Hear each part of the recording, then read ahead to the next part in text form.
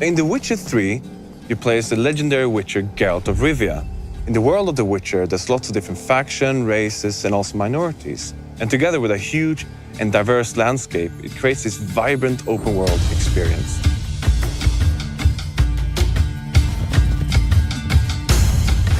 Witchers are outcasts. They're mutants, itinerant monster hunters who roam the world, hunting down and killing monsters, often for meager pay.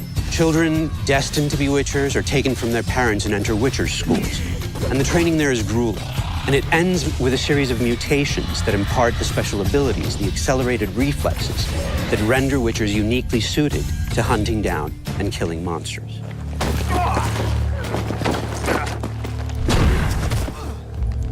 Geralt has never been just a monster slayer. Kings and sorceresses have noticed his talents and tried to use him to their own ends. But Geralt is now tired of politics, and he has his own goal, his own agenda, that takes him to travel to the furthest corners of this vast world. At the same time, Geralt works as a witcher. Tough hunt. Tougher than yours, that's certain.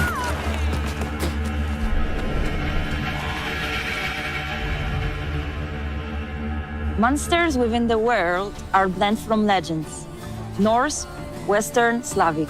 However, Slavic lore seems to be the most overriding. It's from Slavic lore that we drew the notion monsters are the equal participants of the ecosystem and not always pose a threat. Creatures are very much part of the landscape, just as humans and the other races, elves, dwarfs, and whatnot are. And that means that in The Witcher 3, adventure is always around the corner.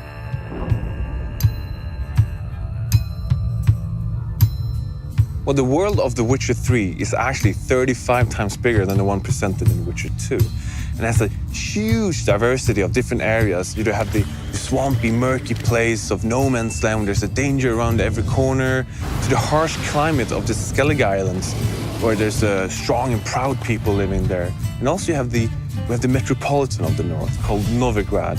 And it's a huge city, it's beautiful. It's like medieval Amsterdam, but it's also a different kind of danger lurking there, a much more cloak and dagger. What distinguishes the world of The Witcher is that it takes things fantastic and it grounds them, renders them believable, places them in mature contexts. The Witcher universe is a grim place, but even Geralt needs a break from killing ghouls and graveyors, be it to grab pints and exchange jokes with his friends, or to follow one of his love interests. And it's these lighter moments, many and varied, that render Geralt's life believable, immersive, and constitute a break from what would otherwise be all-pervading doom and gloom.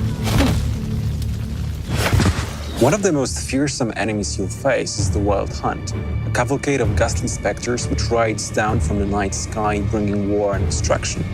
Based on European legends and folklore, the Wild Hunt is also an inherent part of the Witcher universe, so it's not just a random boss we pull out of a hat and place at the end of the corridor. In The Witcher 3, the Wild Hunt will take center stage and come right at you. It's as much the stuff of fairy tales that children tell each other as it is a force that comes in the night, in the deep of winter, to annihilate an entire village.